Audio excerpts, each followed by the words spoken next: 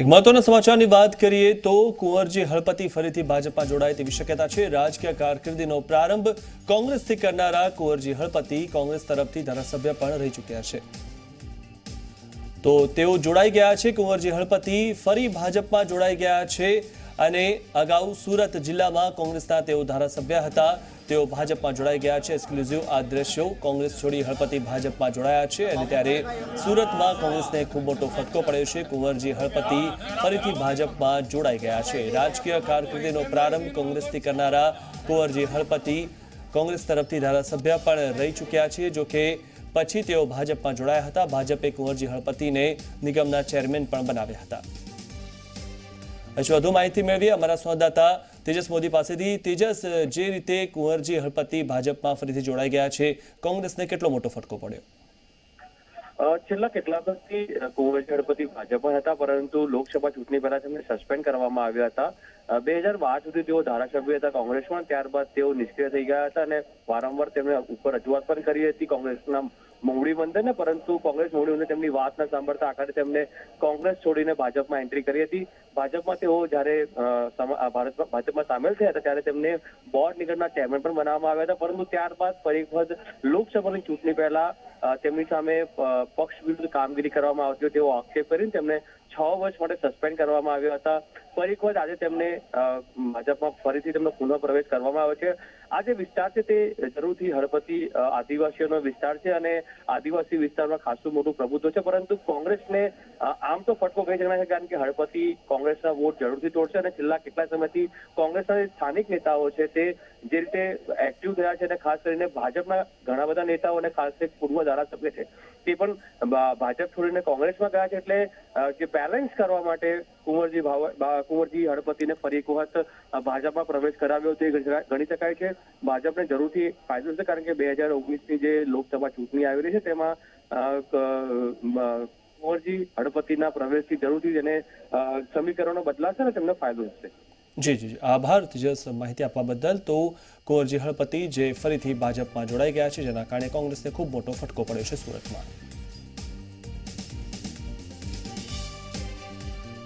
તો લખીને છે કે કોંગ્રેસમાંથી તેઓ ધારાસભ્ય રહી ચૂક્યા છે। કુંવરજી હળપતિ જેઓ હવે ભાજપમાં જોડાતા સુરતમાં કોંગ્રેસને ખૂબ મોટો ફટકો પડ્યો છે અને ભાજપને લોકસભાની ચૂંટણીમાં ફાયદો કરાવી શકે છે। અગાઉ પણ ભાજપમાં જોડાઈ ચૂક્યા હતા અને ત્યારબાદ તેઓ કોંગ્રેસમાં જોડાયા હતા, ત્યારે ફરીથી હવે તેઓ ભાજપમાં જોડાઈ ચૂક્યા છે।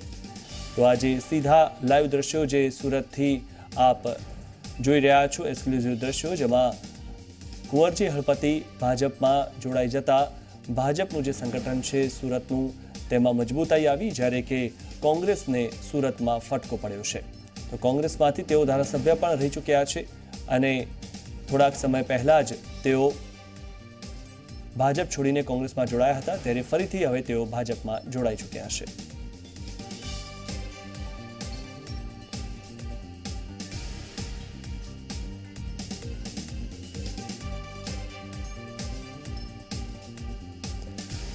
ભાજપે કુંવરજી હળપતિને નિગમના ચેરમેન બનાવ્યા હતા, પણ પાર્ટી વિરોધી કામગીરીના કારણે ભાજપે તેમને સસ્પેન્ડ કર્યા હતા।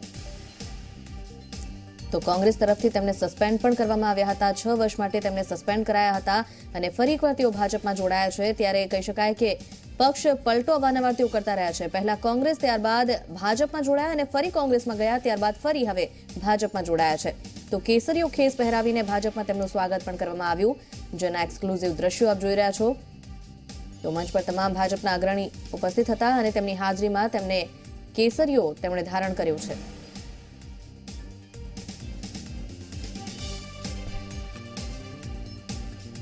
સાહેબે જે દેશનું સુકાન સંભાળ્યું છે અને સુકાન સંભાળીને વિશ્વ સ્તરે જે નામના મેળવી છે, તેને કારણે મારી મનોમંથન પછી મારી પોતાની ઈચ્છા હતી અને મારા કાર્યકરોની પણ ઈચ્છા હતી કે આપણે ફરી પાછો ભારતીય જનતા પાર્ટીમાં જોડાઈને નરેન્દ્રભાઈ મોદીને દેશના બીજી વખત વડાપ્રધાન બનાવીએ।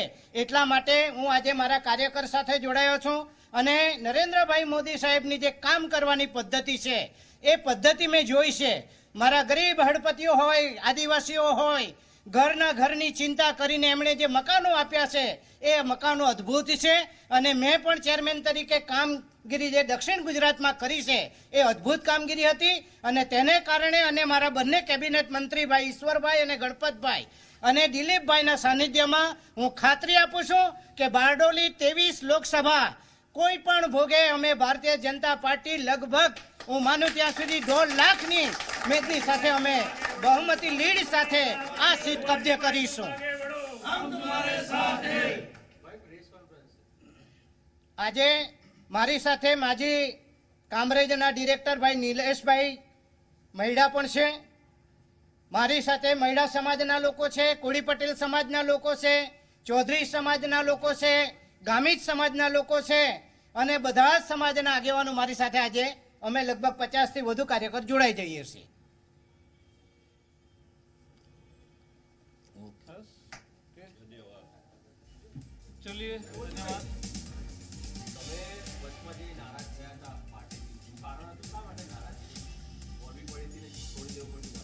ના, મેં પાર્ટી છોડી નથી. હું ભાજપમાં જ હતો, પણ મારા કાર્યકર્તાઓને જે કોંગ્રેસે ગુમરાહ કરેલી હતી ને તેને કારણે મારે અપક્ષ ઉમેદવારી એમને લઈને કરવા પડી હતી અને તેને કારણે હું ભાજપ પાર્ટીમાં મને હજી પણ મને લેટર મળ્યો નથી બાપુ સસ્પેન્ડનો.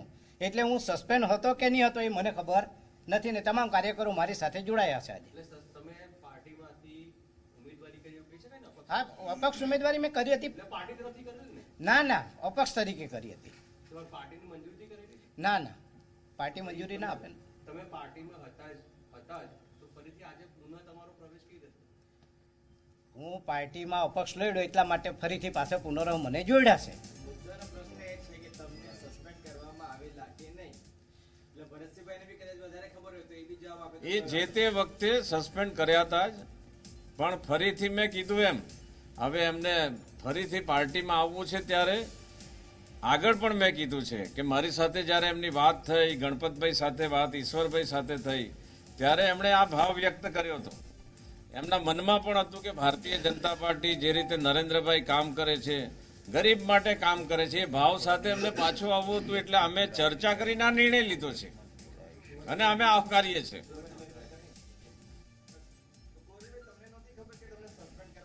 જે તે વખતે ચૂંટણીનો માહોલ હતો એટલે ટીવીના સમાચારો જોવાના મને ટાઈમ નહોતો.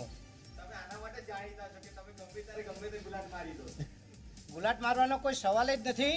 હું અદનો કાર્યકર છું અને સમાજની સાથે મારી પકડ છે જ અને હંમેશને માટે સમાજના કામો કર્યા છે. ગુલાટ મારવાનો સમય નથી, સવાલ નથી. કોંગ્રેસે જે મને, તમને ખબર નહીં હશે મીડિયાને, કોંગ્રેસે મને ગણદેવીની ટિકિટ આપી હતી 2012માં અને ત્યાં જ્યારે હું મારી મેદની લઈને ગયો તો 12,000ની મેદની હતી અને 12,000ની મેદનીને જોઈને કોંગ્રેસના પેટમાં તેલ રેડાયું ને તેને કારણે મારો મેન્ડેટ ચેન્જ કર્યો હતો અને એટલા માટે હું ભાજપમાં જોડાયો હતો અને ભાજપમાં જોડાયા પછી મારા સમાજના કામો કર્યા છે અને હજી પણ સમાજના કામો થાય એવી આશા સાથે હું તો જોડાઉં છું. એ જે તે સમયે કાર્યકર્તાઓને કોંગ્રેસે ઉશ્કેર્યા હતા, મેં પહેલા કીધું છે તમને. અને